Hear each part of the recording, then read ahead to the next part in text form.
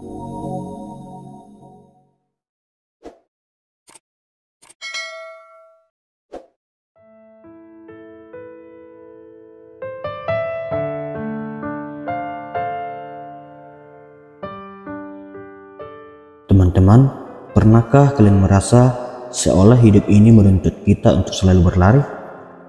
Seakan-akan kesuksesan adalah tujuan yang hanya bisa dicapai dengan tenaga yang terus dipompa tanpa henti. Namun, apakah kita benar-benar harus terus memacu diri untuk sampai di garis finish? Atau mungkin ada cara lain, cara yang lebih seimbang dan lebih tenang untuk mencapai keberhasilan? Mari kita renungkan sejenak. Hidup ini memang penuh dengan tekanan.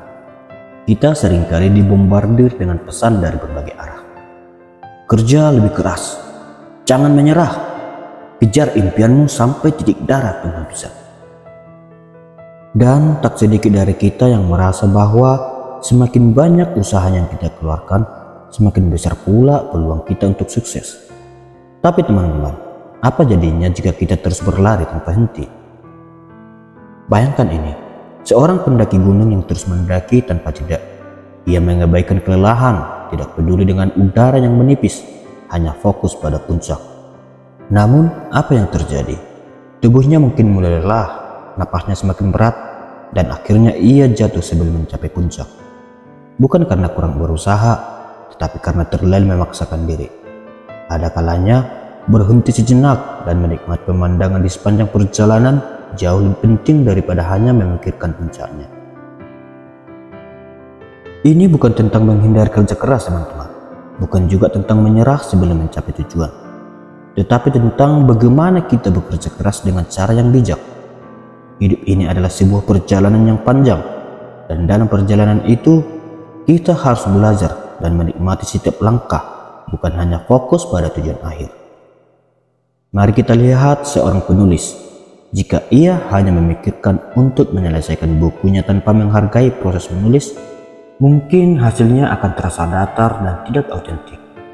Namun, saat penulis tersebut menikmati setiap kalimat yang ia ciptakan, menjelajahi karakternya, dan merasakan emosi yang muncul, ia menciptakan karya yang bukan hanya sekedar tulisan, tetapi sebuah perjalanan yang mampu menyentuh hati pembaca. Sama seperti hidup kita.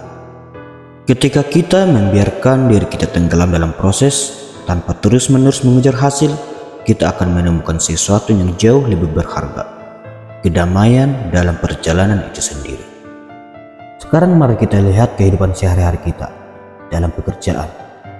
Seringkali kita merasa bahwa kita harus mencapai target secepat mungkin, bahkan jika itu berarti mengorbankan waktu istirahat kita. Kita lupa bahwa tubuh dan pikiran kita juga butuh jeda. Ketika kita terus-menerus mendorong diri tanpa memberikan waktu untuk bernapas, kita hanya menciptakan stres dan kelelahan. Tapi, coba terapkan pendekatan yang berbeda. Fokuslah pada tugas satu persatu, nikmati setiap prosesnya, dan berikan dirimu waktu untuk beristirahat. Dengan cara ini, produktivitas kita justru bisa meningkat, dan kita tidak akan terbebani dengan tekanan berlebihan. Kita juga bisa melihat ini dalam hubungan kita dengan orang lain. Ada kalanya kita berusaha terlalu keras untuk membuat hubungan itu sempurna. Kita ingin semuanya berjalan mulus, tanpa konflik, tanpa kesalahpahaman. Tetapi, apakah kita sadar bahwa dengan berusaha terlalu keras, kita justru menambahkan tekanan yang tidak perlu dalam hubungan tersebut? Hubungan yang sehat bukanlah tentang kesempurnaan, tetapi tentang keseimbangan. Ketika kita membiarkan hubungan berkembang dengan alami, tanpa terlalu banyak kontrol dan pemaksaan, hubungan itu akan tumbuh dengan sendirinya, menjadi lebih harmonis dan penuh kebahagiaan. Sama halnya di jalan raya. Bayangkan kita sedang mengemudi di jalan yang padat. Banyak pengendara lain yang tergesa-gesa, ingin cepat sampai ke tujuan, dan hasilnya mereka merasa stres, kesal, bahkan mungkin terlibat dalam kecelakaan. Tapi, apa yang terjadi jika kita mengikuti arus dengan tenang, tanpa terburu-buru? Kita tetap sampai di tujuan, tapi dengan lebih sedikit stres dan lebih banyak rasa damai. Kehidupan adalah seperti mengemudi di jalan itu, teman-teman. Kita semua memiliki tujuan yang ingin dicapai. Tetapi jika kita selalu berusaha terlalu keras, terlalu cepat, kita justru menghalangi diri kita sendiri untuk benar-benar menikmati perjalanan. Biarkan hidup ini mengalir seperti air yang tenang. Air tidak pernah memaksakan jalannya, tetapi ia selalu sampai di tujuannya dengan cara yang lembut dan pasti. Ketika kita berhenti memaksakan diri, kita memberi ruang bagi diri kita untuk tumbuh. Seperti pohon yang tidak pernah memaksakan daunnya untuk tumbuh lebih cepat, tetapi tetap tumbuh dengan kuat dan penuh kebijaksanaan. Dalam ketenangan, kita menemukan kekuatan yang sejati. Teman-teman, jangan takut untuk berhenti sejenak. Jangan takut untuk tidak berlari setiap saat. Hidup ini tidak akan berakhir hanya karena kita mengambil napas panjang dan memberikan diri kita waktu untuk beristirahat. Justru dari jeda itulah kita menemukan perspektif baru, tenaga baru, dan semangat baru untuk melanjutkan perjuangan kita. Ingat, kesuksesan bukan hanya tentang siapa yang sampai lebih dulu, tetapi tentang bagaimana kita menjalani setiap langkah dengan penuh kesadaran dan kebijaksanaan. Ketika kita belajar untuk tidak terlalu memaksakan diri, kita akan menemukan bahwa hidup ini jauh lebih indah dan kesuksesan yang datang akan terasa lebih bermakna. Sebelum kita mengakhiri refleksi ini, mari kita lihat dua contoh yang relevan dari dunia yang berbeda, seorang YouTuber dan seorang pendidik. Pertama, mari kita bicarakan tentang seorang YouTuber motivasi.